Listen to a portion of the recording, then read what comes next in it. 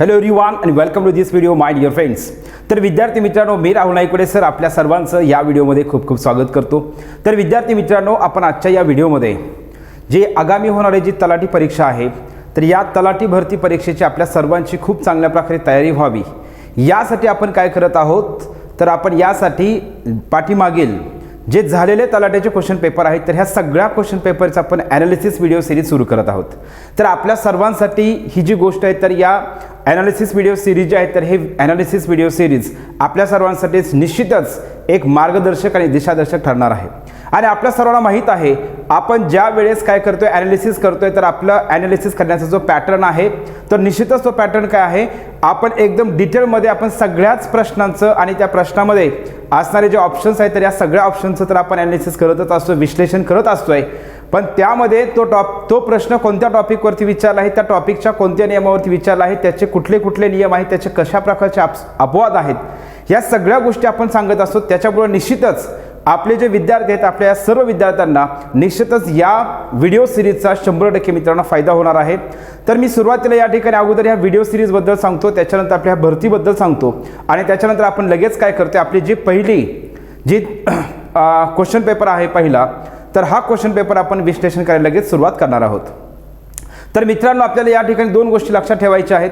एक तर आपल्याला आणखी तलाठी जी आपली परीक्षा होणार आहे, आगामी तलाठी भरती जी होणार आहे, तर ही परीक्षा नेमकं ऑनलाईन होणार आहे का ऑफलाईन आहे, तर हे 100% त्यांनी काही सांगितलं नाही. परंतु तुम्हाला या ठिकाणी मी दोन्ही गोष्टी सांगतोय. आपण तयार असताना आपण दोन्ही प्रकारचे परीक्षा कशीही होऊ द्या, आपल्या तयारी त्या ठिकाणी दर्शवणं गरजेचं आहे. आपण तयार असणं गरजेचं आहे. फक्त तयार असणं म्हणजेच काय, की यस मी आता काय आहे, तयार आहे, मी परीक्षा देऊ शकतो असं नाही. तर आपल्या तयारी म्हणजेच काय असणार आहे, की आपण 100% आपला अभ्यास पूर्ण झाला पाहिजे. आणि मग आपल्याकडे आता वेळ आहे, या वेळेमध्ये जर तुम्ही या वेळेचा जर सदुपयोग केला, या वेळेचा जर फायदा घेतला, तर निश्चितच तुमचा अभ्यास व्हायचा अभ्यास तुम्ही एक चांगल्या प्रकारे प्लॅनिंग व्यवस्थित करून अभ्यास करू शकताय. आणि मित्रांनो, आपल्या सगळ्यांना आणखी एक गोष्ट सांगायची आहे. तर मी नेहमी आपल्या जी टॅगलाईन आहे, तर मी सांगत असतो, English is a game changer. म्हणजे इंग्रजी हा विषय मी शिकवतोय म्हणून मी English is a game changer म्हणतोय असं नाही. कारण तुम्ही जर विचार केला, महाराष्ट्रातील कुठल्याही विद्यार्थ्याला जर विचारलं, तर महाराष्ट्रातील विद्यार्थी म्हणतात की माझे बाकीचे विषय सगळे परफेक्ट आहे, तर फक्त मला इंग्लिशने जर साथ दिली तर मी निश्चित त्या परीक्षेमध्ये काय करू शकतो, यशस्वी होऊ शकतोय. पण इंग्रजी तुम्हाला साथ देणार आहे. जर तुम्ही इंग्रजीचा रेग्युलर अभ्यास केला तर निश्चितच तुम्हाला इंग्रजी साथ देणार आहे. आणि मग ही गोष्ट लक्षात ठेवायची आहे. म्हणून तुम्हाला काय करायचं, आत्तापासून व्यवस्थित प्लॅनिंग करायचं आहे.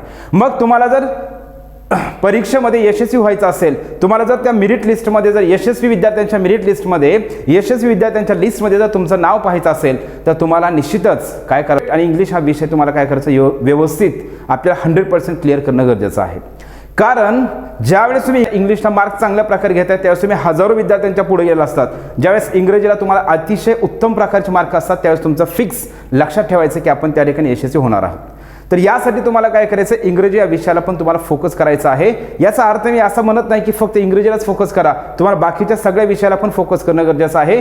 परंतु महाराष्ट्रातील सर्वच विद्यार्थ्यांचा जो आहे, तर सर्वच विद्यार्थ्यांचा विकनेस जो आहे, तर वीक पॉईंट कुठला असतोय, तर इंग्रजी हा विषय असतोय. आणि मग आपण जर त्या विषयाला जर परफेक्ट केलं, आपण जर त्या विषयाला स्ट्रेंथ केलं, आपला जर स्ट्रॉंग पॉईंट केलं, तर निश्चितच आपण यशस्वी होऊ शकतोय. ही गोष्ट मला याच्यामधून सांगायची होती. आता लक्ष द्या, ऑफलाईन परीक्षा होऊ द्या किंवा ऑनलाईन परीक्षा होऊ द्या, परीक्षा कुठलीही होऊ द्या, ऑफलाईन होईल किंवा ऑनलाईन होईल, परीक्षा कुठलीही झाली तरी पण आपण त्या ठिकाणी लक्षात ठेवायचा पॅटर्न तो लक्ष द्या. इंग्रजीचे जे टॉपिक आहेत ते टॉपिक तेच आहेत, कॉन्सेप्ट तेच आहेत. फक्त ऑनलाईन परीक्षेमध्ये प्रश्न विचारण्याची पद्धत थोडीशी वेगळी असते आणि ऑफलाईन परीक्षेची पद्धत वेगळी आहे. मग ऑनलाईनमध्ये काय असतं, ऑनलाईनमध्ये सिक्वेन्स ऑफ द सेंटेन्स आहे, पॅरा जंबल जे आहेत ते थोडेफार हे जे आहेत, तर हे वेगळ्या प्रकारचे प्रश्न विचारले जातात. त्याच्यानंतर शब्द आहेत, तर शब्द पण विचारले जातात. पण आपले विद्यार्थी काय करतात, अभ्यास करत असताना, तयारी करत असताना हे सिक्वेन्स ऑफ द सेंटेन्स आहे, तर त्याचा अभ्यास कधी करत नाहीत. मग त्याच्यामुळे काय होतं, पेपरमध्ये गेल्याच्यानंतर ज्यावेळेस त्यांना ते प्रश्न तसे दिसतात, तर त्यावेळेस त्यांचा कॉन्फिडन्स जातो. मग यासाठी मला सांगायची, या ठिकाणी एक रिक्वेस्ट सुरुवातीला करायची आहे. आपल्याला तयारी करत असताना आपण सगळ्याच प्रकारच्या क्वेश्चनची आपण तयारी करतोय. मग ती परीक्षा ऑनलाईन घेऊ द्या, नाहीतर ऑफलाईन परीक्षा घेऊ द्या, तुम्हाला 100% आपल्याला काय झालं पाहिजे, त्या ठिकाणी येणाऱ्या परीक्षेमध्ये तुम्हाला 100% सक्सेस मिळाला पाहिजे. या दृष्टीने आपण काय करणार आहोत, तयारी करून घेणार आहोत.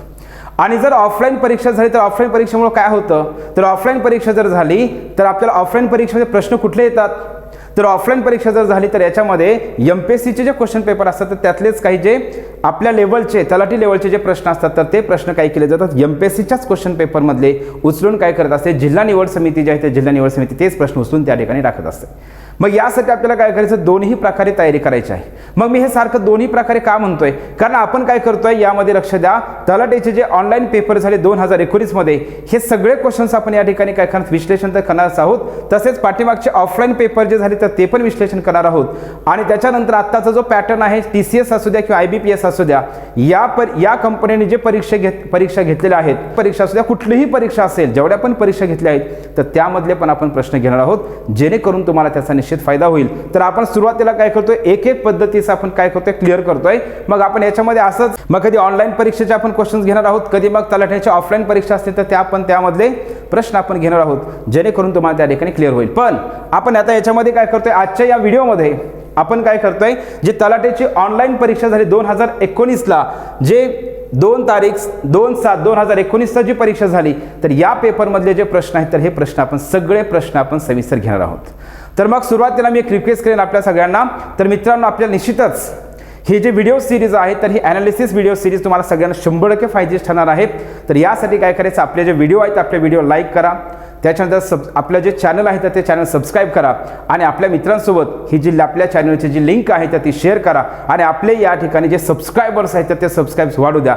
एवढीच फक्त या ठिकाणी तुम्हाला काय आहे विनंती करतोय. मग आपण आपले जे व्हिडिओ सिरीज आहे तर या व्हिडिओ सिरीज एक ॲनालिसिस व्हिडिओ सिरीजला आपण या ठिकाणी सुरुवात करतोय. चला तर मग आपण या ठिकाणी काय करू आपले जे पहिला प्रश्न आहे म्हणजे पहिलं हा जो क्वेश्चन पेपर आहे तर या क्वेश्चन पेपरमधला पहिला प्रश्न आपण या ठिकाणी घेणार आहोत. सगळेच या पेपरमधले सगळे क्वेश्चन्स आपण घेणार आहोत. आणखी एक गोष्ट लक्ष द्या मग या ठिकाणी काय करायचं मला असा जसा इथं सांगितलाय प्रश्न सेम टू सेम तसाच प्रश्न पडेल असं नाही करायचं. तर तुम्ही काय करायचं या ठिकाणी प्रश्नपत्रिका जे आपण ॲनालिसिस करत असतो त्याच्या माध्यमातून आपण काय करायचं प्रश्न पाठ करायचे नाहीत मित्रांनो. तर आपण काय करायचं असतंय त्याच्यामध्ये जी कॉन्सेप्ट आहे ग्रामरची कॉन्सेप्ट असू द्या व्होकॅब्युलरी असू द्या तर या कॉन्सेप्ट्स आपल्याला काय करायच्या असतात त्याच्यामधून समजून घ्यायच्या असतात. तुम्ही प्रश्न पाठ करू नका एवढी रिक्वेस्ट करतोय. चला मग आपण या ठिकाणी सुरुवात करूया. बघा या ठिकाणी पहिला प्रश्न आहे. मी प्रश्नाचं विश्लेषण करण्यापूर्वी तुम्ही काय करायचं हा प्रश्न पाहिला की तुम्ही काय करायचं त्या प्रश्नाचं उत्तर काय येऊ शकतंय हे तुम्ही स्वतः काय करायचं अगोदर अंदाज व्यक्त करायचा आहे. आणि आपले हे 25 प्रश्न आहेत या 25 प्रश्नापैकी तुम्ही काय करायचं एक पेज घ्यायचं आहे त्या पेजवरती काय करायचं प्रश्न क्रमांक 1 याचं उत्तर तुम्हाला काय वाटतंय हे तुम्ही त्या ठिकाणी काय करा 1 ते 25 प्रश्न जे आहेत ते 25 प्रश्नांचे आन्सर काय वाटतं तुम्हाला तर ते लिहा आणि त्याच्यानंतर तुम्ही चेक करा की आपलं नेमकं त्याच्यामध्ये किती बरोबर येतात हे पण आपण या ठिकाणी पाहणं गरजेचं आहे. एक सिरियसली एक चांगल्या प्रकारे तुम्ही 100% जर दिलं तर याच्यामध्ये तुम्हाला 100% याचा फायदा होईल. आणि या ठिकाणी जी कॉन्सेप्ट ग्रामरची कॉन्सेप्ट तुम्हाला महत्त्वाची वाटते जी ग्रामरची कॉन्सेप्ट तुम्हाला वाटते की अरे यार ही खूप कॉन्सेप्ट महत्त्वाची आहे मी ही आतापर्यंत कधी ऐकलीच नाही तर ती कॉन्सेप्ट काय करायचे वहीमध्ये व्यवस्थित लिहून घ्यायचे ते नियम आपल्याला काय करायचे वहीमध्ये व्यवस्थित लिहून घ्यायचे आहेत. तर ही गोष्ट आपण सगळ्यांनी खात्रीशीर करायची आहे जेणेकरून आपल्याला या सगळ्या लहान लहान गोष्टी असतात. तर मित्रांनो आपण ज्या लहान लहान गोष्टी करतो याच्यामुळेच आपल्याला सक्सेस जे आहे तर सक्सेस आपल्याला मिळत असते. मग त्या विद्यार्थ्यांमध्ये ह्या विद्यार्थ्यांमध्ये म्हणजेच बाकीच्या विद्यार्थ्यांमध्ये आणि जे यशस्वी विद्यार्थी होतात त्यांच्यामध्ये फरक काय असतोय तर हे यशस्वी जे विद्यार्थी होत असतात तर ते प्रत्येक गोष्ट जी आहे तर प्रत्येक गोष्ट ही सिरियसली अँड सिन्सिअरली शिकत असतात आणि ते कुठल्याही गोष्टीला स्किप करत नाही कुठल्याही गोष्टीला अंडर एस्टिमेट करत नाही. ती सोपी असेल अवघड असेल तर ते तेवढ्याच काळजीने त्या ठिकाणी शिकत असतात. मग हीच गोष्ट आपल्याला लक्षात ठेवायची आहे आणि याच गोष्टीचा विचार करून आपल्याला काय करायचे प्रश्न जे आहेत ते प्रश्न हे सोडवायचे आहेत. बघा पहिला प्रश्न he got married to that rich woman he gave up his job. यामध्ये तुम्हाला समजून व्यवस्थित घ्यायचं आहे गिव्ह अप. आता ही लक्षात द्या गिव्ह अप जे आहे तर गिव्ह अप ही काय आहे टू गिव्ह अप. आपल्याला एक फ्रेज आहे टू गिव्ह अप म्हणजेच काय लिव्ह. आपल्याला ही फ्रेज आहे या फ्रेजवरती MPSCने किंवा या फ्रेजवरती आपल्याला वेगवेगळ्या परीक्षांमध्ये प्रश्न विचारलेत. गिव्ह अप म्हणजेच काय लिव्ह करणे गिव्ह अप म्हणजेच काय सोडून देणे. मग काय he got married to that rich woman he gave up his job. आता गेव अप हे काय क्रियापदाचं सेकंड फॉर्म आहे. कुठल्या क्रियापदाचं गिव्ह या क्रियापदाचं सेकंड फॉर्म आहे. गिव्ह आहे गेव आहे आणि गिव्हन आहे. क्लिअर. मग गिव्ह हे V1 झालं गेव हे V2 झालं आणि गिव्हन जे आहे तर गिव्हन हे काय आहे मित्रांनो गिव्हन हे V3 आहे. क्लिअर सगळ्यांचं. मग गेव अप म्हणजेच काय असणार सोडून देणे म्हणजेच काय ही लेफ्ट हिज जॉब त्यांनी त्याची नोकरी सोडून दिली. आणि आणखी एक गोष्ट लक्षात द्या, आता सध्या मार्केटमध्ये असे काही लोक आहेत तर ते तुम्हाला 2-4 एखादा टॉपिक घेतात तर त्या टॉपिकमधून काय करतात 10, 12, 20 प्रश्न घेतात आणि ते म्हणतात की ट्रिक्सच्या माध्यमातून तुम्हाला पैकी मार्क्स पडतात. पण मित्रांनो या ठिकाणी सांगायचं आहे, तुम्हाला ट्रिक्स तर महत्त्वाच्या आहेतच, मी तुम्हाला ट्रिक्स सांगणारच आहे, परंतु फक्त ट्रिक्सच्या माध्यमातून नाही तर आपल्याला तो टॉपिक तो कॉन्सेप्ट आपल्याला समजून घेतला तरच आपल्याला पैकी मार्क पडतात. फक्त ट्रिक्स ज्या आहेत त्या ट्रिक्सने 100 पैकी जे मार्क्स असतात तर ते प्रत्येकच नियमाला, प्रत्येकच टॉपिकला, प्रत्येकच प्रश्न ज्या ट्रिक्स असतात त्या लागू पडत नाहीत. तरी लोक काय करत आहेत तर ज्या टॉपिकवरती समजा एखादा टॉपिक आहे तर त्याच्यावरती जर 400-500 प्रश्न विचारले असतील त्यातले फक्त 15-20च प्रश्न काढतात आणि त्याच्यामध्ये काय करतात ज्या प्रश्नांना ट्रिक्स लागू होतात तेच प्रश्न त्या ठिकाणी तुमच्यासमोर ठेवतात. तर मला या ठिकाणी सांगायचं आहे तर आपल्याला या ठिकाणी ट्रिक्स महत्त्वाच्या आहेत, परंतु आपल्याला काय करायचं ती कॉन्सेप्ट जे आहे त्या कॉन्सेप्ट एकदम डिटेलमध्ये समजून घेऊन आपल्याला त्या ठिकाणी काय करायचं आहे क्लिअर करायचे आहे. म्हणजे आपल्याला प्रश्न कसाही विचारू द्या, कसाही फिरून प्रश्न विचारू द्या, आपण उत्तरापर्यंत 100% पोहोचू शकतोय. क्लिअर? बघा मग या ठिकाणी आहे मग he got married to that rich woman. मग इथं आपल्याला प्रश्न काय विचारला, ही जी फिल इन द ब्लँक आहे या फिल इन द ब्लँकमध्ये कशा प्रकारचा ऑप्शन किंवा कोणतं ऑप्शन येईल. मग ऑन द अदर हँड येईल का, ॲज सून ॲज येईल का, दो येईल का, मोरओव्हर येईल का. मग ऑन द अदर हँड म्हणजेच काय असणार आहे, ऑन द अदर हँड कधी वापरायचं असते ज्यावेळेस एखाद्या कॉन्सेप्ट एखाद्या गोष्टीचा कुठला तरी उल्लेख केला आहे आणि आपल्याला म्हणायचं मग दुसऱ्या बाजूला, तर त्यावेळी आपण काय करतोय ऑन द अदर हँड वापरते. सुरुवातीलाच ऑन दी अदर हँड वापरलं जात नाही, हे लक्षात ठेवायचं. हे तुम्हाला आणखी कुठं कामाला येत आहे, जे पॅराजंबल असतात किंवा सिक्वेन्स ऑफ द सेंटेन्स असतात ABCD किंवा PQRS मध्ये जे आपल्याला दिले जातात तर कधीही लक्षात ठेवायचं ऑन दी अदर हँडचं वाक्य कधीही वाक्य जे आहे तर पहिलं वाक्य कधीच होऊ शकत नाही. म्हणजे काय म्हणत आहे, जे PQRS आपल्याला जे दिले जातात आपण नंतर पॅराजंबल किंवा सिक्वेन्स ऑफ द सेंटेन्स कसं सोडवायचं त्याच्या ट्रिक्स आहेत, ते आपल्याला ट्रिक्स पण समजून घ्यायच्यात आणि प्लस त्याच्यामध्ये जे बारकावे जे असतात ते पण आपण त्यामध्ये पाहणार आहोत. मग कधीही लक्षात ठेवायचं आहे ऑन दी अदर हँडने सुरू होणारं जे वाक्य असते तर ते वाक्य कधीच वाक्याचा पहिला शब्द ऑन दी अदर हँड होऊ शकत नाही. मग आपल्याला समजा काय केलं असेल, सिक्वेन्स ऑफ द सेंटेन्स पॅराजंबला जर आपला प्रश्न विचारला असेल आणि त्याच्यामध्ये मग PQRS पैकी हे ऑन दी अदर हँडचं एक वाक्य आहे तर तसा जर असेल वाक्य तर कधीही लक्षात ठेवायचं आहे ते ऑन दी अदर हँडचं वाक्य कधीही पहिलं वाक्य होऊ शकत नाही. मग त्याच्यामुळे काय करायचं हे लक्षात ठेवायचं. चला ठीक आहे, आपला पॅराजंबल मधली पण कॉन्सेप्ट मी इथं तुम्हाला सांगून टाकली. नेक्स्ट आहे as soon as. As soon as कधी वापरायचे, ज्या क्षणी एक क्रिया घडली त्या क्षणी दुसरी क्रिया झाली, यासाठी आपण वापरतो ॲज सून ॲज. आणि दो म्हणजेच काय, दो म्हणजे जरी. आता दो कधी वापरायचं असे, कॉन्ट्रास्ट सिच्युएशन दाखवण्यासाठी वापरतोय आपण. कशासाठी वापरतोय, कॉन्ट्रास्ट सिच्युएशन दाखवण्यासाठी आपण वापरतोय. मग कॉन्ट्रास्ट सिच्युएशन म्हणजे कसं असणार आहे, मग या ठिकाणी बघा, he got married to that rich woman, he gave up his job. Contrast situation म्हणजेच काय, जरी तो श्रीमंत असला तरी तो आनंदी नाही. म्हणजे कसं, though he is rich he is not happy.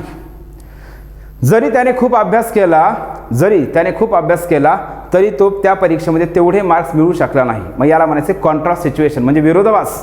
पहिल्या वाक्याचे दुसरं वाक्य काय करते, विरोधाभास करते. मग याच्यामध्ये जर असं असतं he got married to that rich woman, तर त्याने त्या श्रीमंत स्त्रीसोबत लग्न केलं तरी पण त्यांनी जर जॉब सोडला नसेल तर आपण त्या ठिकाणी काय घेतलं असतं, दो घेतलं असतं. कारण काय आहे, कॉन्ट्रास्ट सिच्युएशन त्या ठिकाणी सांगितली जाते. जरी त्याची आजी 90 वर्षाची असेल किंवा 100 वर्षाची असली तरी देखील ती चष्म्याशिवाय पेपर वाचते.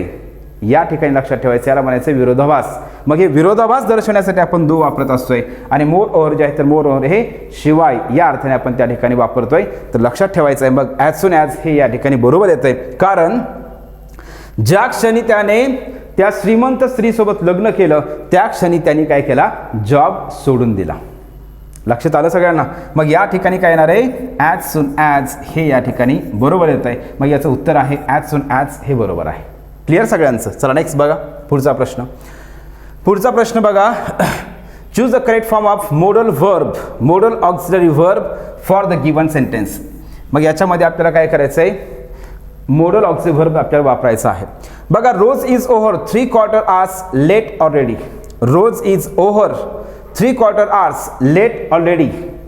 मग याच्यामध्ये काय करायचं लक्षात ठेवायचं, जो रोज आहे तर रोज काय, ही जे रोज आहे ते सांगितले रोज मुलगा का मुलगी, आपल्याला ह्याचा मेळ बी लागत नाही. फॉरेन बाहेर देशामध्ये रोज हे नाव मुलाचं आहे का मुलीचं आहे, पण त्यांनी सांगितलं रोज हे कोण आहे, मुलगी आहे. मग काय सांगितलंय, रोज ही ऑलरेडीच काय आहे, जे याच्यामध्ये बघा ओव्हर 3/4 hours, 3.25 तास जे आहे तर याच्यामध्ये काय तिला ऑलरेडी उशीर झालेला आहे, ऑलरेडी जे आहे तर तिला उशीर झालेला आहे. And she dash dash have miss the bus again, आणि तिने निश्चितच अजूनही काय केले, यावेळेस पण काय झाले असेल, तिची जी बस आहे तर ती बस तिची चुकलेली असायला पाहिजे. मग या अर्थाने काय येईल, तर लक्षात द्या शुड जे आहे तर शुड हे काय करतोय आपण, एखादी क्रिया करायला पाहिजे म्हणायचा अर्थाने आपण वापरतोय. पाहिजे क्रिया करायला पाहिजे, क्रिया झाली पाहिजे या अर्थाने आपण वापरतोय शुड. नेक्स्ट आहे मस्ट, क्रिया करायलाच पाहिजे, क्रिया झालीच पाहिजे या अर्थाने आपण वापरतोय. म्हणजेच लक्षात ठेवायचं आहे, इंग्लिशमध्ये आपण याला म्हणतोय ॲडवाईस देण्यासाठी वापरतोय, किंवा याच्यामध्ये हे कंपल्शन दर्शवण्यासाठी आपण वापरतोय. कंपल्शन दर्शवण्यासाठी आपण काय करतो, मस्ट वापरतोय, कंपल्शन. त्याच्यानंतर नेक्स्ट लक्षात द्या, विल हे जे आहे तर विल आपण काय करतोय, फ्युचर इंडिकेट करण्यासाठी एखादी क्रिया होईल या अर्थाने. आणि जे कॅन आहे तर कॅन कशासाठी वापरतोय, क्रिया करू शकतो म्हणायचं यासाठी, क्रिया करू शकतो, एखादी क्रिया होऊ शकते यासाठी. पण कॅन कशासाठी वापरतोय आपण, ॲबिलिटी किंवा आपल्याला कॅपेबिलिटी दाखवण्यासाठी आपण वापरतोय. आता इथं लक्षात द्या हॅव प्लस V3 आहे. खरं पाहता या ठिकाणी कॅन तर कॅनसोबत कॅन हॅव V3 आपण या ठिकाणी असं यूज करत नाहीत. मग याच्यानंतर शुड हॅव प्लस V3. आता शुड हॅव प्लस V3 जे आहे तर शुड हॅव प्लस V3 एक कॉन्सेप्ट आहे, लक्षात द्या, समजून घ्या. आपल्याला या ठिकाणी अगोदर सांगतो, शुड हॅव प्लस V3 जे आहे तर शुड हॅव प्लस V3 वापरलं जात आहे का, यस वापरलं जात आहे. मग हे कसं वापरतात, शुड हॅव प्लस V3, क्रिया करायला पाहिजे होती. कुठल्या अर्थाने वापरतात, क्रिया करायला पाहिजे होती, म्हणजे एखादी क्रिया व्हायला पाहिजे होती. जसं की लक्षात द्या, तू लवकर क्लासला यायला पाहिजे होतंस, you should have come to class early. ठीक आहे, मग यासाठी आपण काय करतोय, शुड हॅव प्लस V3 वापरतोय. तू तिथं जायला पाहिजे होतंस, you should have gone there, तू तिथं जायला पाहिजे होतंस पण तू तिथं गेलाच नाही. मग शुड हॅव प्लस V3 कधी वापरायचं, एखादी क्रिया करायला पाहिजे होती पण ती क्रिया केलीच नाही तर त्यासाठी आपण शुड हॅव वापरतोय. आणि मस्ट हॅव कधी वापरतोय, मस्ट हॅव प्लस V3 कधी वापरतोय, एखादी क्रिया झालेली असावीच, एखादी क्रिया झालेली असायलाच पाहिजे, एखादी क्रिया झालेली असायलाच पाहिजे. म्हणजे आपल्याला ज्यावेळेस सांगायचं आहे येस ती बस, तिने जे आहे तर तिने बस मिस केलेली असलीच पाहिजे, तिची जी बस आहे तर ती बस ही मिस झालेली असलीच पाहिजे, या अर्थाने आपण काय करतोय, मस्ट हॅव प्लस V3 वापरतोय. म्हणजे एखादी क्रिया झालेली असायलाच पाहिजे, असावीच या अर्थाने आपण काय करतोय, मस्ट हॅव वापरतोय. मग इथं लक्ष द्या काय येणार आहे, शुड हॅव येईल का नाही, का, कारण आपण असं म्हणणार आहेत का, तिने आणखी एकदा बस मिस करायला पाहिजे होती, आपण असं म्हणणार नाही.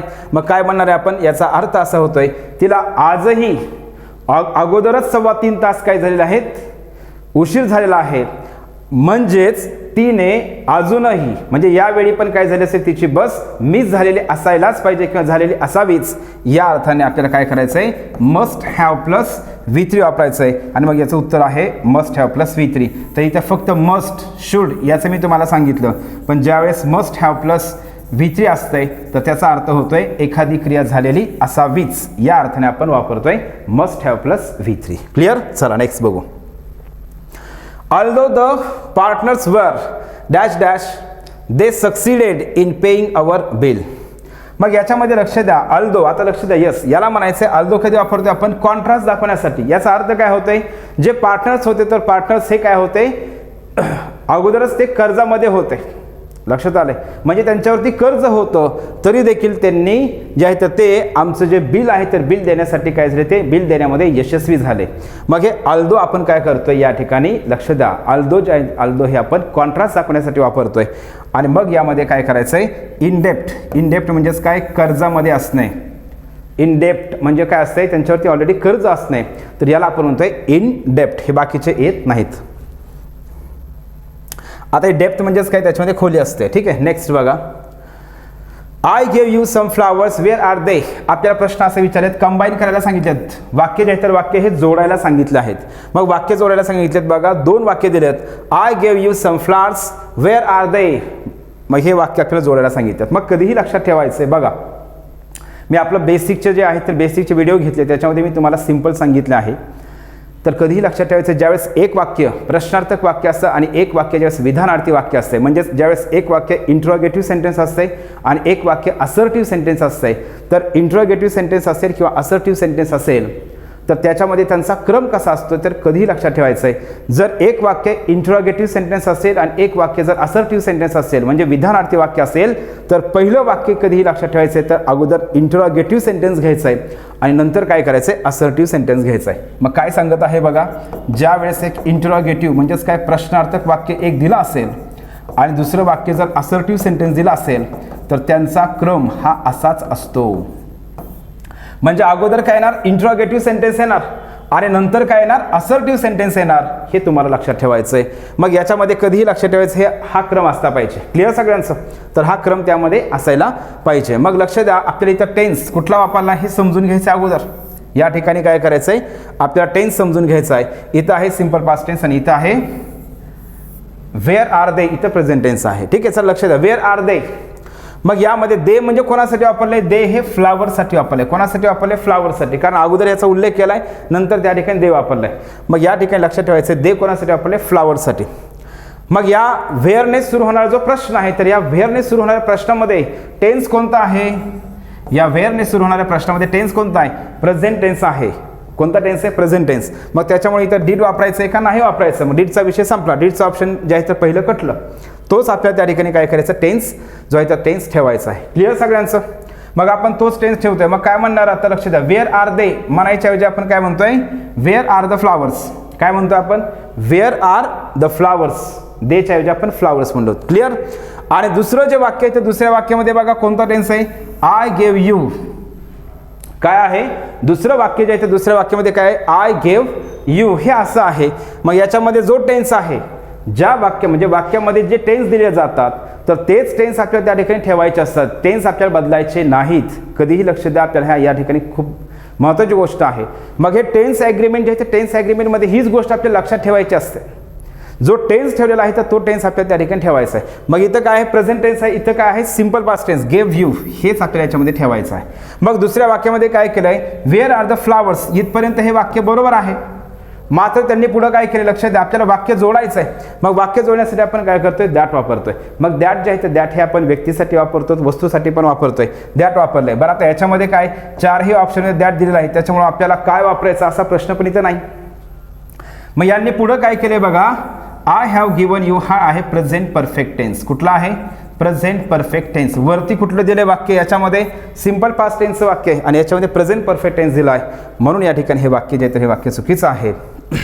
मग where are the flowers that I gave you. मग या ठिकाणी काय केलंय त्यांनी, येस बरोबर वाक्य दिलं आहे आणि म्हणून याचं उत्तर जे आहे याचं उत्तर काय आहे, 3 नंबरचं ऑप्शन या ठिकाणी बरोबर आहे. आणि याच्यामध्ये काय केलंय, आय गिवन. कधीही लक्षात ठेवायचं विदाऊट हेल्पिंग वर्ब हे क्रियापदाचं आपण तिसरं रूप वापरत नाहीत, म्हणून या ठिकाणी हे उत्तर चुकीचं आहे. तर याचं उत्तर काय झालं, मग 3 नंबरचं ऑप्शन बरोबर आहे. चला पुढचा प्रश्न बघू आपण. आता हा आर्टिकल संदर्भातला प्रश्न आहे. या ठिकाणी लाईफ हा शब्द आहे, या ठिकाणी टेक्नॉलॉजी हा शब्द आहे. तर मित्रांनो, आत्ताचा जो टेक्निकल कंबाईनचा पेपर झाला 2022 मध्ये झालेला टेक्निकल कंबाईनचा पेपर, त्या पेपरमध्ये लाईफ हा शब्द त्यांनी काय केला होता त्या ठिकाणी विचारला होता. म्हणून मी तुम्हाला काय सांगतोय लक्ष द्या, तुम्ही प्रश्न पाठ करू नका, कॉन्सेप्ट समजून घ्या. लाईफ या शब्दावरतीच त्यांनी प्रश्न विचारला होता टेक्निकल कंबाईनचा 2022 मध्ये झालेला पेपर. मग लाईफ हा शब्द जो आहे तर लाईफ या शब्दापूर्वी आपण कोणतंही आर्टिकल वापरत नाहीत. लाईफ हा शब्द जो आहे तर ॲब्स्ट्रॅक्ट नाऊन आहे. लाईफ या शब्दाला कुठलंही आर्टिकल वापरलं जात नाही. म्हणजे इथं काय येणार आहे, नो आर्टिकल. काय असणार आहे, नो आर्टिकल. आणि जे टेक्नॉलॉजी आहे तर टेक्नॉलॉजी पण so very different without technology. टेक्नॉलॉजीचा काही संबंध नाही त्याच्यामध्ये टेक्नॉलॉजी शिवाय. म्हणजे या ठिकाणी कुठल्या टेक्नॉलॉजीचा या ठिकाणी सांगितलंय का नाही, तर म्हणून या ठिकाणी दोन्ही ठिकाणी आर्टिकल येणार नाही, कोणतंच आर्टिकल नाही, नो आर्टिकल. चला ठीक आहे, नेक्स्ट बघा. The members of the dash dash gave an adverse verdict to the convict in the court. आता लक्षात ठेवायचं आहे, आपला MPSCचा पॅटर्न काय असतो, MPSC काय करते आपल्याला डायरेक्ट विचारते की ह्याचे जे आहेत तर याचे काय करतात कलेक्टिव्ह नाउन्स, कशाला काय म्हणायचं आहे. पण ऑनलाईन पेपरचा फॉर्मॅट हा असतोय. ऑनलाईनमध्ये काय करतात, आपल्याला हा प्रश्न कलेक्टिव्ह नाउनवरतीच विचारला आहे. मात्र हा प्रश्न विचारत असताना त्यांनी काय केलंय, वाक्यामध्ये वाक्य दिलेलं आहे आणि त्या वाक्यामध्ये आपल्याला विचार करून आपल्याला काय करायचं आहे, या ठिकाणी कोणतं कलेक्टिव्ह नाऊन जे आहे ते कलेक्टिव्ह नाऊन या ठिकाणी बरोबर येईल. आता the members of the gave and adverse verdict. Verdict म्हणजेच काय असतं, डिसिजन म्हणतो आपण त्याला. वर्डिक्ट म्हणजेच काय, डिसिजन म्हणजे प्रतिकूल निर्णय दिलेला आहे. मग कोणी दिलेला आहे, द मेंबर्स ऑफ द. मग कधीही लक्षात ठेवायचं निर्णय कोण देत असते कोर्टामध्ये, तर लक्षात ठेवायचं जजेस. कोण देत असतात, जजेस. मग जजेसचा जो ग्रुप असतोय, जजेसचे जे ग्रुप असतोय तर त्याला काय म्हणतात डिअर फ्रेंड्स, तर त्याला म्हणतात ज्युरी. काय म्हणतात, ज्युरी. JURY, ज्युरी मेंबर्स म्हणतो आपण. आणि म्हणून याचं उत्तर काय आहे, ज्युरी हे त्याचं उत्तर आहे. नेक्स्ट बघा, you dash dash more careful in the future. You dash dash more careful in the future म्हणजे तुम्ही भविष्यामध्ये अधिक सावध राहायला पाहिजे. मग याच्यामध्ये काय असणार, वेअर बिंग. आता फ्युचर म्हणलंय, फ्युचर लक्षात द्या, कधीही फ्युचरमध्ये कधीही लक्षात ठेवायचं. मग आपण बेसिकमध्ये हेच शिकलेलो आहोत. फ्युचर आता शब्द वापरला या ठिकाणी लक्षात द्या आपल्याला, यामध्ये इथं लँग्वेज सेन्स कॉमन सेन्सचा भाग आहे. फ्युचर टेन्स आपल्याला वापरला, याच्यामध्ये शब्द कुठला, फ्युचर वापरला आहे. आणि फ्युचरमध्ये मग हे वेअर आणि वॉज हे शब्द येतील का, बिलकुल येणार नाहीत. मग या ठिकाणी कुठला येणार आहे, तुम्ही भविष्यामध्ये अधिक सावध असायला पाहिजे, सावध राहायला पाहिजे. मग शूडचा मी आत्ताच अर्थ सांगितला होता. शूड म्हणजेच काय, एखादी क्रिया करायला पाहिजे, असायला पाहिजे. आणि आपल्याला त्याच्यामधून काय करायचं असते, ॲडवाईस द्यायचं असते. मग या वाक्यामधून हे काय करत आहेत, ॲडवाईसच देत आहेत. You should be more careful in the future. म्हणून या ठिकाणी काय येणार आहे, याचं उत्तर आहे शुड बी, हे बरोबर आहे. चला नेक्स्ट बघा, internet does not more harm than good to children nowadays. It is really dash dash of modern life. मग आपल्याला याच्यामध्ये काय केलं, बॅन, BAN. बॅन म्हणजेच काय, बंदी करणे. बॅन आहे का नाही, बेनफुल आहे का नाही. आता आपल्याला बेन हा शब्द अगोदर समजून घ्यायचा, म्हणजे बेनफुल समजतंय.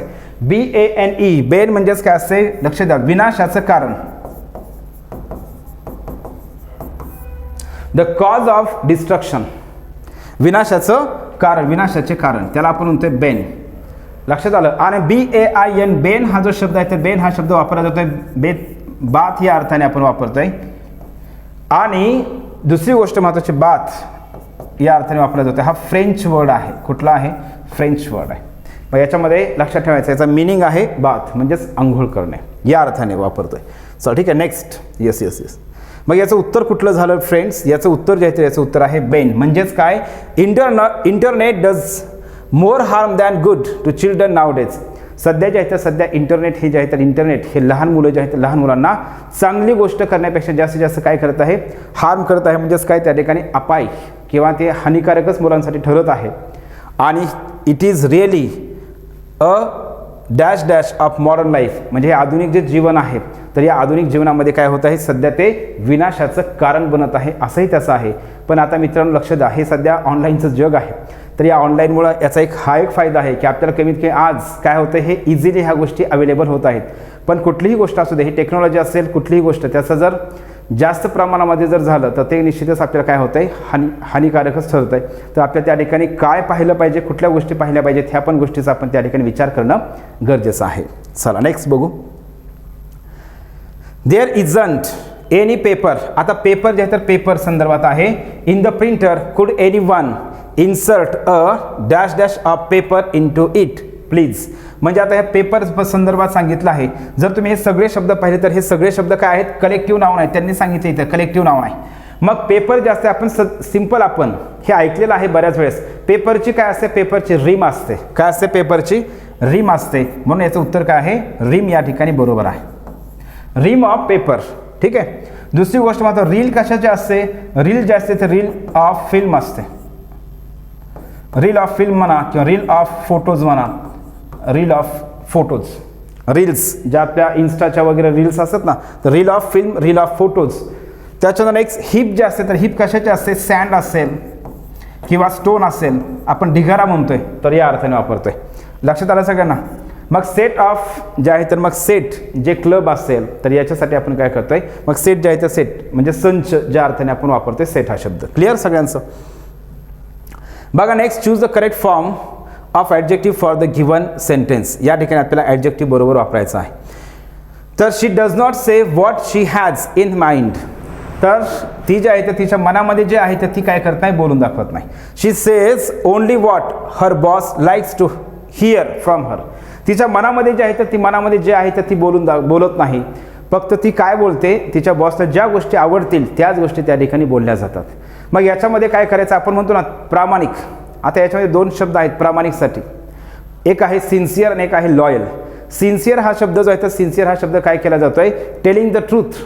काय लक्षात ठेवायचं आहे, टेलिंग द ट्रूथ. म्हणजेच या ठिकाणी टेलिंग द ट्रूथ या अर्थाने आपण सिन्सिअर हा शब्द वापरतो. आणि लॉयल हा शब्द जो आहे तर लॉयल हा शब्द काय असतोय, एखाद्या व्यक्तीचं जे बिहेवियर, एखाद्या व्यक्तीचं रिलेशन, एखाद्या व्यक्तीसोबत रिलेशनशिप कुठल्याही कंडिशनमध्ये प्रामाणिक, त्याला आपण काय म्हणतोय, लॉयल. मग हा जो आहे तर याच्यामध्ये लक्ष द्या, सिन्सिअर हा जो शब्द आहे तर सिन्सिअर म्हणजेच काय, टेलिंग द ट्रूथ असतंय. मग सिन्सिअर हा शब्द काय केला जातोय, सांगण्यासंदर्भात, सत्य सांगण्यासंदर्भात वापरला जातो. आणि लॉयल हा जो शब्द आहे तर हा लॉयल हा शब्द रिलेशन संदर्भात वापरला जातो. म्हणजे he is loyal to him in any condition. कुठल्याही कंडिशनमध्ये तो काय आहे, प्रामाणिक. रिलेशन त्याचं प्रामाणिक आहे. पण या ठिकाणी सिन्सिअर या अर्थाने वापरला जातो, टेलिंग द ट्रूथ. म्हणजेच काय लक्षात द्या, शी इज नॉट सिन्सिअर. कारण ती काय नाही, सिन्सिअर नाही. कारण तिच्या मनामध्ये जे आहे, जे सत्य आहे तर ते सत्य आपण सांगितलं पाहिजे. पण ती काय करते, जे तिच्या मनामध्ये आहे तर ते मनामध्ये जे आहे तर ते सांगत नाही. त्याला आपण काय म्हणतो डिअर फ्रेंड्स, या ठिकाणी लक्षात ठेवायचं आहे, त्याला आपण म्हणतोय सिन्सिअर. क्लिअर. नेक्स्ट, यामध्ये नेक्स्ट आहे, the prime minister and his associates dash dash off to Delhi in dash dash charter flight. मग याच्यामध्ये तुम्हाला लक्षात काय ठेवायचं आहे, इथं आपल्याला बघा वाक्याचा कर्ता दिलेला आहे आणि याच्यामध्ये प्रश्न आपल्याला विचारला आहे, ॲग्रीमेंट आणि सब्जेक्ट संदर्भातला प्रश्न आहे. सब्जेक्ट ॲग्रीमेंट संदर्भातला प्रश्न आहे. वाक्याचा कर्ता कोण आहे, द प्राईम मिनिस्टर आणि हिज असोसिएट. कधीही लक्षात ठेवायचं आहे, ज्या वेळेस दोन कर्ते, वाक्याचे दोन कर्ते अँडने जोडले जातात त्यावेळेस आपण त्याला अनेक वचन समजतोय, त्याला आपण प्लुरल समजत असतोय. काय समजतोय आपण, त्याला प्लुरल समजतोय अँडने जोडल्याच्या नंतर. मग या ठिकाणी वाक्याचा कर्ता जो आहे तर वाक्याचा कर्ता हा प्लुरल आहे. मग आपल्याला हेल्पिंग व्हर्ब काय वापरायचं आहे, इज वापरायचं का आर वापरायचं आहे. मग इज तर येणार नाही, इज तर येणार नाही. मग येणार काय, या ठिकाणी आर येणार आहे.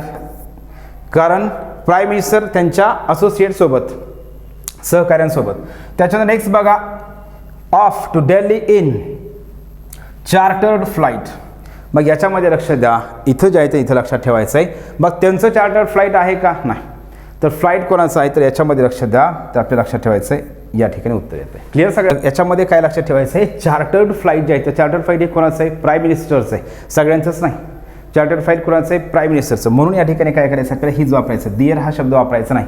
दिअर म्हणजेच काय, त्यांचं सर्वांचं होतं. मग चार्टर्ड फ्लाईट हे सगळ्यांचंही का नाही, तर हे कोणाचं आहे, प्राईम मिनिस्टर यांच्या चार्टर्ड फ्लाईटमध्ये. म्हणून या ठिकाणी काय करायचं, हीच वापरायचं, दिअर वापरायचं नाही. नेक्स्ट बघा पुढचा प्रश्न आपल्याला विचारलं आहे, आयडेंटिफाय कॉम्प्लेक्स सेंटेन्स. काय, कॉम्प्लेक्स सेंटेन्स आहे तर कॉम्प्लेक्स सेंटेन्स आपल्याला विचारला आहे.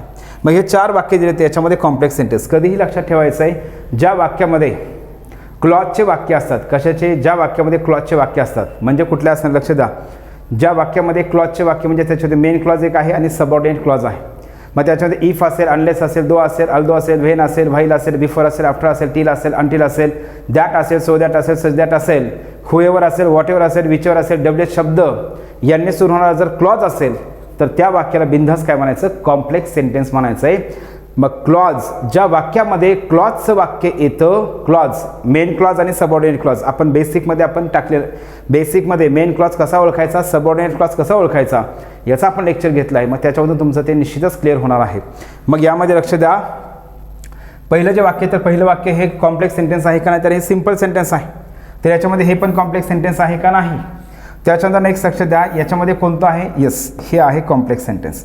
मग याच्यामध्ये तुम्हाला सिंपल लक्षात ठेवायचं आहे, ज्या वाक्यामध्ये सबऑर्डिनेटिंग कंजंक्शन्स असतात त्यांना आपण काय म्हणतोय, कॉम्प्लेक्स सेंटेन्स म्हणतोय. मग सबऑर्डिनेटिंग कंजंक्शन्स आत्ता मी जे सांगितले तर ते सगळे शब्द काय आहेत, सबऑर्डिनेटिंग कंजंक्शन्स आहेत. आणि हे अँड असेल, हे बट असेल, त्याच्यानंतर ॲज वेल ॲज असेल, नॉट ओनली बट ऑल्सो असेल, आयदर ऑर असेल, नायदर नॉर असेल, याला आपण म्हणतोय कोऑर्डिनेटिंग कंजंक्शन्स. या शब्दाने सुरू होणारं वाक्य जे असतं तर ते असतंय कंपाऊंड सेंटेन्स. नेक्स्ट बघा, आता यामध्ये काय केलं, हे वाक्य एकदा व्यवस्थित बघून घ्या, याच्यामध्ये बघा व्यवस्थित समजून घ्या. तर हे जे वाक्य आहे तर या वाक्यामध्ये आपल्याला प्रश्न विचारला आहे, choose the appropriate option with the correct punctuation marks. म्हणजे आपला प्रश्न कशावरती विचारला आहे, प्रश्न जो आहे तर प्रश्न हा पंक्च्युएशन मार्क्सचा विचारलेला आहे. मग पंक्च्युएशन मार्क्सचा विचार करून आपल्याला उत्तर द्यायचं आहे. मग बघा पंक्च्युएशन मार्कचा विचार करायचा आहे. ठीक आहे, वाक्य पाहिलं. चला एक्सप्लेनेशन घेऊ आपण याचं. यामध्ये लक्ष द्या, दॅट एल्डरली मॅन, म्हणजे आपल्याला हे वाक्य दिलं आहे आणि हे वाक्य आपल्याला करेक्ट करायचं आहे. क्लिअर सगळ्यांचं. दॅट एल्डरली मॅन, आपल्याला याच्यामध्ये मित्रांनो लक्ष द्या, हा प्रश्न जो आहे तर हा प्रश्न सगळ्याच पेपरमध्ये, जवळजवळ सगळ्याच पेपरमध्ये अशा प्रकारचा प्रश्न विचारला आहे. आणि याच प्रकारचं वाक्य आत्ताचा जो 2021चा राज्यसेवेचा पेपर झाला तर या पेपरमध्ये विचारलेला आहे.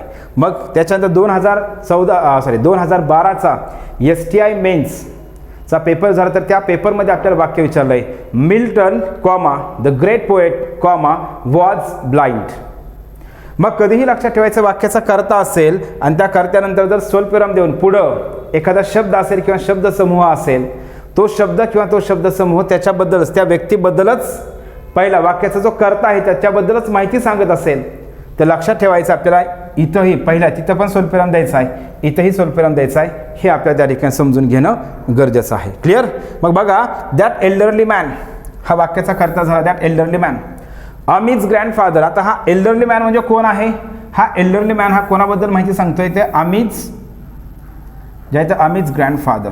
मग याच्यामध्ये हा अमित's ग्रँडफादर हा जो शब्द आहे तर हा शब्द काय होतोय या ठिकाणी याच्याबद्दल माहिती सांगत आहे.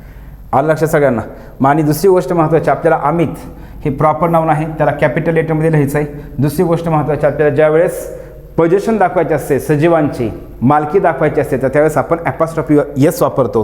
मग या ठिकाणी अमित's, इथं लक्ष द्या, अमित's याला ॲपॉस्ट्रॉफी आहे का नाही, म्हणजे हे तर ऑप्शन कटलेलं आहे, ऑप्शन चुकलेलं आहे.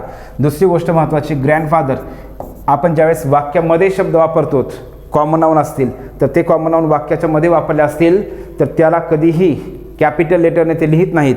मग या ठिकाणी लक्ष द्या, इथं ग्रँडफादर कॅपिटल लेटरमध्ये आहे, इथं ग्रँडफादर कॅपिटलमध्ये आहे, इथं सुद्धा कॅपिटल लेटरमध्ये आहे, म्हणजे या ठिकाणी तीनही वाक्यामध्ये हे चुकीचं आहे. मग याच्यामध्ये काय आहे, अमित's ग्रँडफादर, इथं हे बरोबर आहे. तर याचं उत्तर काय आहे, आपण जर पंक्च्युएशन मार्कचा विचार केला तर याचं उत्तर पहिलं वाक्यच या ठिकाणी बरोबर आहे. Choose the option with the appropriate suffix to complete the given sentence. आपल्याला सफिक्स, आता प्रिफिक्स आणि सफिक्स हे दोन गोष्टी असतात. प्रिफिक्स म्हणजेच काय, एखादा शब्द आहे तर त्याच्या पूर्वी आपण जो प्रत्यय वापरतो त्याला म्हणतोय प्रिफिक्स, आणि सफिक्स म्हणजेच त्या शब्दाच्या शेवटी आपण जो प्रत्यय जोडतो त्याला आपण म्हणतोय सफिक्स.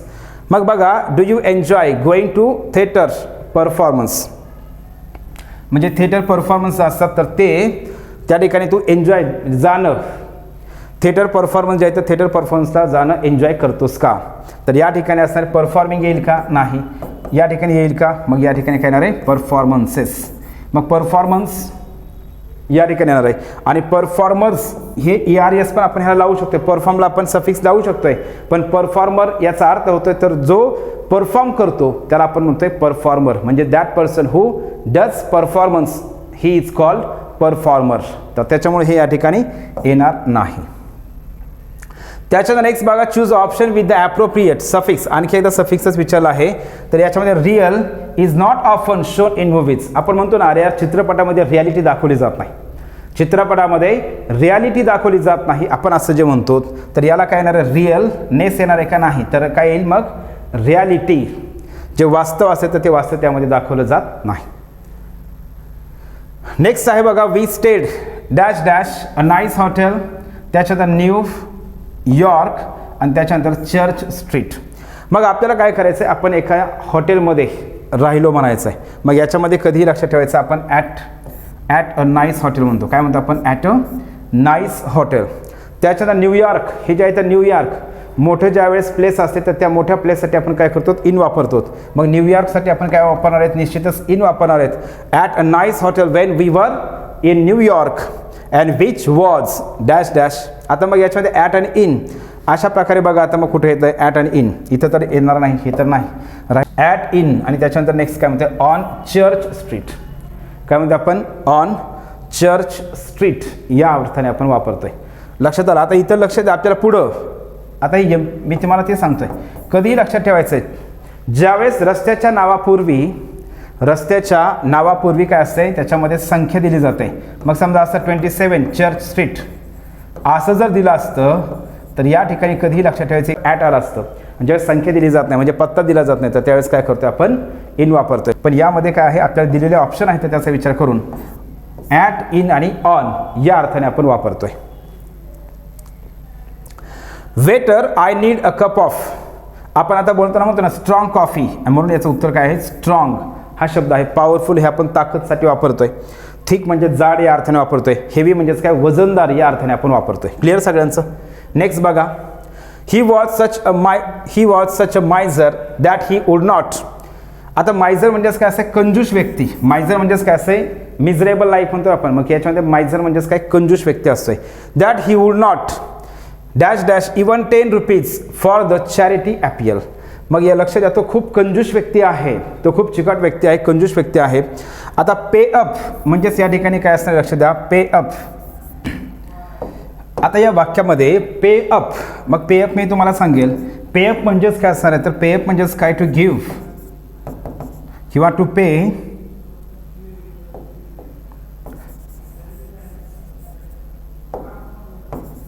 टू पे द मनी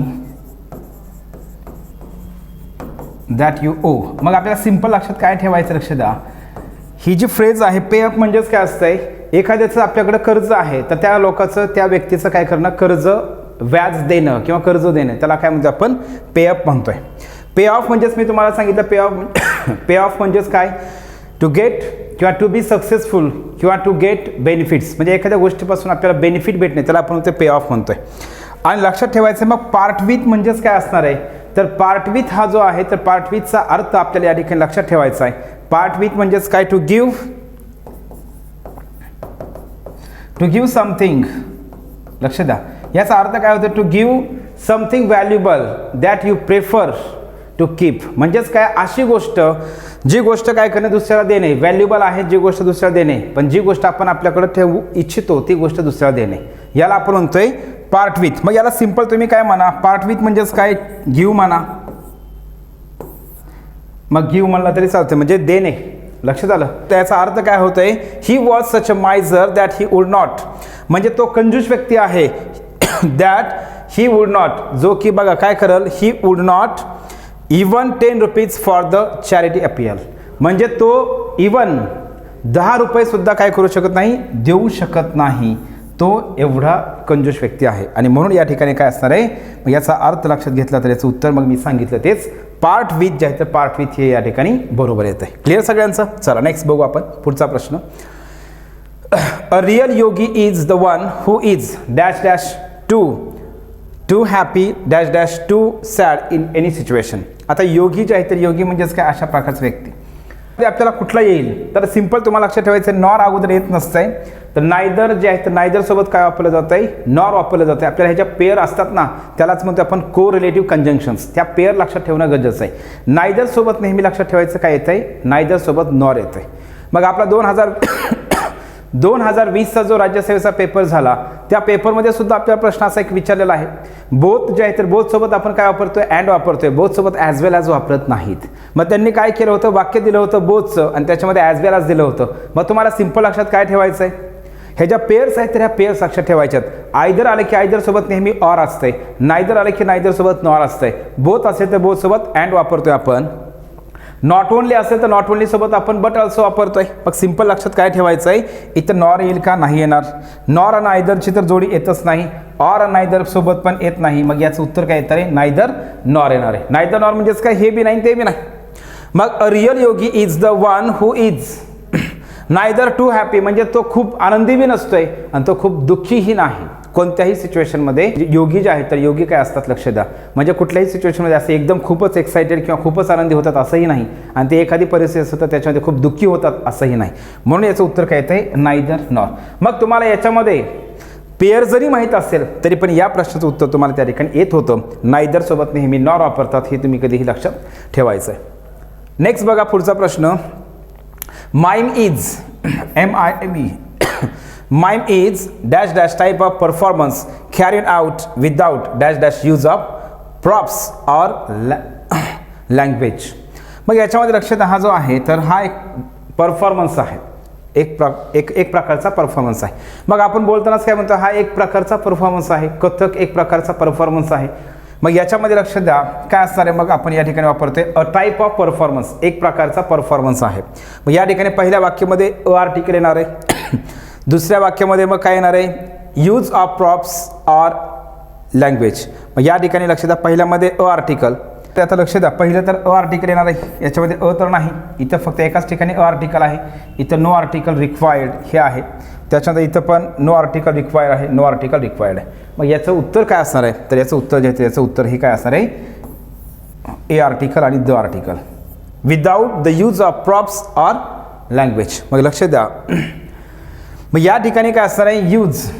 आणि कधीही लक्षात ठेवायचं आहे, आपण आर्टिकल टॉपिकमध्ये मी तुम्हाला सिंपल सांगितलं आहे, नाऊन ऑफ नाऊनची वाक्यरचना असेल तर आपण त्या ठिकाणी काय करतो, द हे आर्टिकल वापरतो. मग the use of props and language अशा प्रकारे याचा अर्थ होतोय. नेक्स्ट बघा, आता या प्रश्नाचं उत्तर तुम्हाला काय करायचं, व्यवस्थित समजून घ्यायचं. प्रश्न रीड करा व्यवस्थित अगोदर, आणि प्रश्न रीड करून काय करा, याच्यामध्ये याचं उत्तर काय येईल ते बघा. मग या ठिकाणी बघा, हा जो प्रश्न आहे तर हा प्रश्न आपल्याला विचारलाय काय, पुन्हा एकदा लक्ष द्या, पंक्च्युएशन मार्कचाच प्रश्न आहे. कशाचा, पंक्च्युएशन मार्कचा प्रश्न विचारलाय. आता आपल्याला एवढं सिंपल समजते सगळ्यांना, वाक्याची सुरुवात जी असते तर वाक्याची सुरुवात ही कॅपिटल लेटरने करतोय. येस, कॅपिटल लेटरने करतोय. मग लक्ष द्या कॅपिटल लेटरने केली पाहिजे, सगळ्यामध्येच कॅपिटल लेटर तर आहे. आता हे वाक्य काय आहे, हे वाक्य जे दिलं आहे तर हे वाक्य डायरेक्ट स्पीचचं वाक्य दिलेलं आहे. कशाचं वाक्य, हे डायरेक्ट स्पीचचं वाक्य. मग आपल्याला सगळ्याला माहीत आहे डायरेक्ट स्पीचचं वाक्य जे, डायरेक्ट स्पीचची वाक्यरचना काय असते, जे सेड असेल आणि जर लिस्नर असेल, जर वाक्यामध्ये लिस्नर असेल तर आपण काय करतो, समजा थोडक्यात सांगतो, ही सेड टू हर, हे झाला लिस्नर. मग आपण इथं काय करतोय, स्वल्पविराम देतो. नंतर आपण जे रिपोर्टेड स्पीच म्हणतोय तर रिपोर्टेड स्पीच आपण काय करतो, हे डबल इन्व्हर्टेड कॉम्यामध्ये आपण लिहित असतोय.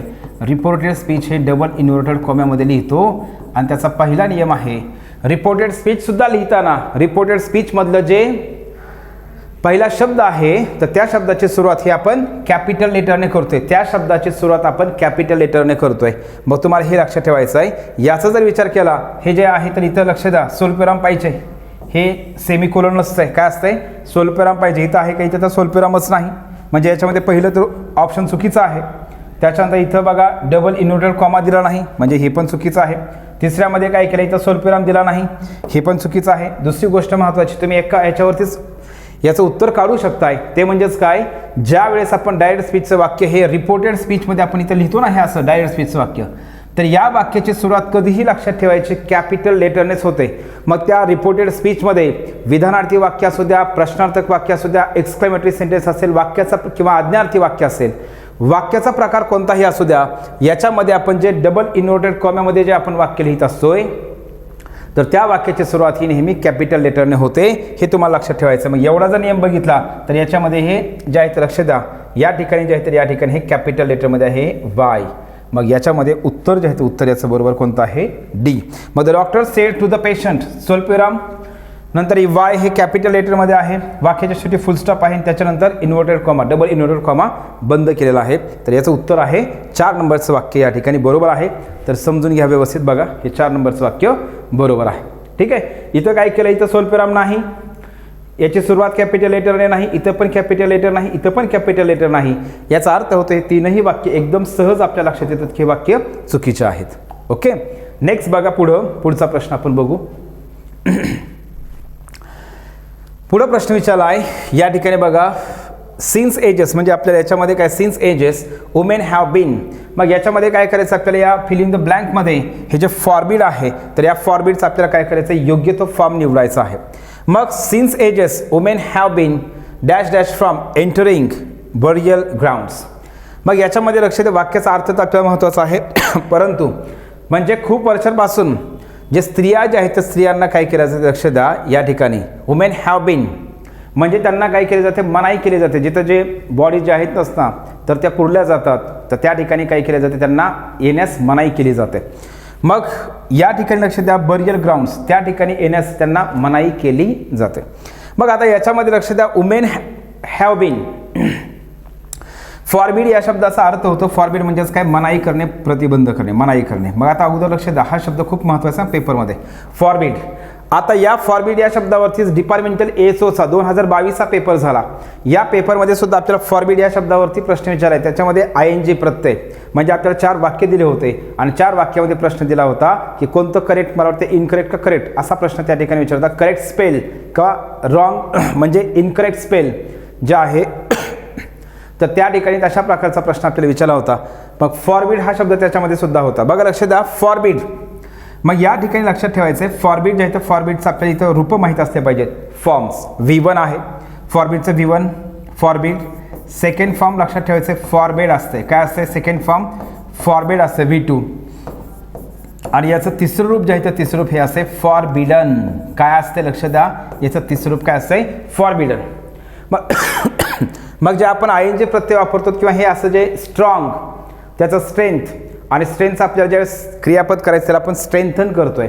मग कधीही लक्षात ठेवायचं अशा प्रकारचे जे प्रत्यय वापरतो ना आपण, EN प्रत्यय असेल, ING प्रत्यय असेल, तर त्यावेळी तुम्हाला लक्षात काय ठेवायचं आहे, शेवटचं जे लेटर असतं या शेवटच्या लेटर पूर्वी जर एक स्वर असेल तर शेवटचं अक्षर काय करतो आपण? दोनदा करतो. जसं की समजा इथं पुट PUT आहे, त्याच्या अगोदर एक स्वर आहे, मग आपण काय करतो याला ING प्रत्यय वापरताना शेवटचं अक्षर काय करतोय, शेवटचं लेटर दोनदा लिहून आपण त्याला ING प्रत्यय वापरतोय. मग या ठिकाणी काय करायचं, हे डबल D असते. फॉरबिड, फॉरबेड आणि फॉरबिडन. मग यामध्ये काय हॅव बीन प्लस V3 या ठिकाणी वापरायचं काय आपल्याला? हॅव बीन प्लस V3 हे वाक्य पॅसिव्ह व्हायचं आहे, त्यांना त्या ठिकाणी जाण्यास मनाई केली जाते या अर्थाने वापरायचं आहे.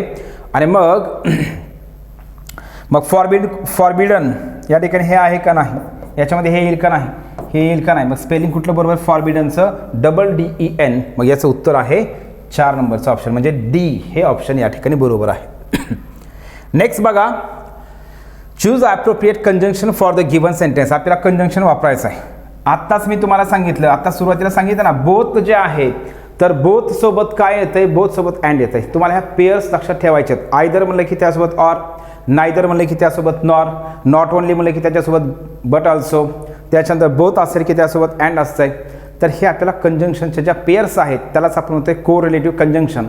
तर हे तुम्हाला लक्षात ठेवायचे आहेत. मग बोथ सोबत नेहमी काय असते डिअर फ्रेंड्स? अँड असते. मग आपल्याला हा नियम माहीत असेल तर आपण एकदम उत्तरापर्यंत सहज पोहोचतोय. तर त्याचं उत्तर हे अँड येत आहे. नेक्स्ट बघा, या ठिकाणी वाक्य आहे आपल्याला, या ठिकाणी इडियम वाक्य दिलं. या वाक्याचा विचार करून आपल्याला योग्य ते इडियम वापरायचं आहे. मग माय फ्रेंड या ठिकाणी जे ॲपॉस्ट्रोफी आहे तर माय फ्रेंड इज आहे. My friend is a straightforward my friend is a straightforward man who believes in.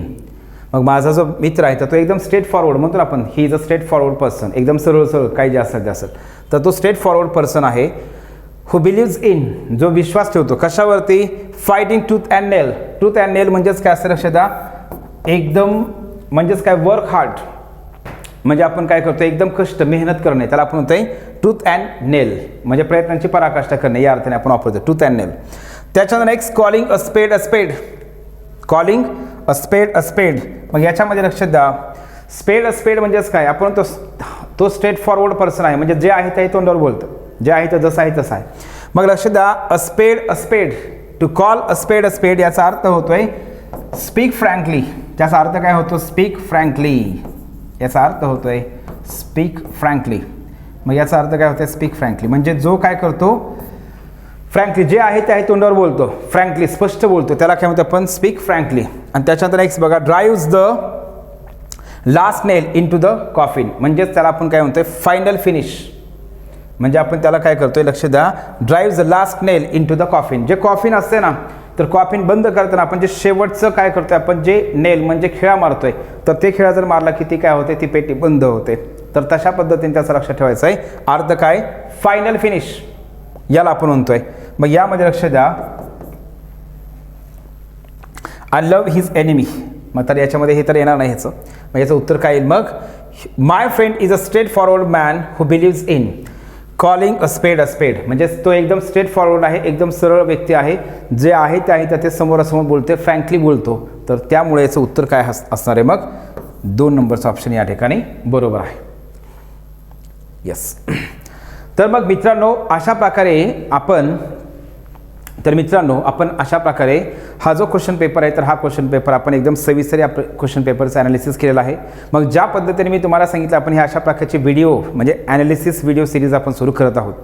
तर निश्चितच आपल्या सगळ्यांना या व्हिडिओ सिरीजचा फायदा होईल. पुन्हा एकदा सांगेल, ज्या कॉन्सेप्ट तुम्हाला आवडल्या असेल याच्यामध्ये तर त्या आवडल्या म्हणण्यापेक्षा ज्या महत्त्वाच्या वाटल्या तर त्या कॉन्सेप्ट तुम्ही त्या ठिकाणी लिहून घ्या. हे क्रियापदाचे रूप असतील V1 V2 V3, त्याच्यानंतर कोरिलेटिव्ह कंजंक्शन्स मी आत्ता सांगितलं तर ते पण त्यामध्ये लिहून घेत जा. फक्त व्हिडिओ पाहत जाऊ नका, तर ते वहीमध्ये पण लिहिणं गरजेचं आहे, कारण लिहिलं तर त्याचा काहीतरी आपल्याला फायदा होईल. तर आपण पुढच्या लेक्चरमध्ये पुढच्या व्हिडिओमध्ये आपण काय करतो, नेक्स्ट जे आपला पुढचा क्वेश्चन पेपर आहे तर तो क्वेश्चन पेपर आपण एकदम अशाच पद्धतीने सविस्तर त्या प्रश्नाचं त्या क्वेश्चन पेपरचं पण ॲनालिसिस करू. तर पुन्हा एकदा सांगेल, आपले जे मित्र असतील तर त्या मित्रांनाही आपला हा जो व्हिडिओ आहे तर ही व्हिडिओ सिरीजबद्दल सांगा. त्यांनाही आपलं जे चॅनल आहे तर ते चॅनल त्यांना सबस्क्राईब करायला सांगा. त्यांनाही हे आपले जे व्हिडिओची लिंक आहे तर त्या शेअर करा, जेणेकरून तुमच्या मित्रालासुद्धा त्याचा फायदा होईल. थांबू मग पुढच्या व्हिडिओमध्ये आपण नेक्स्ट जो क्वेश्चन पेपर आहे तो नेक्स्ट क्वेश्चन पेपरचं सविस्तर आपण ॲनालिसिस करूया. मग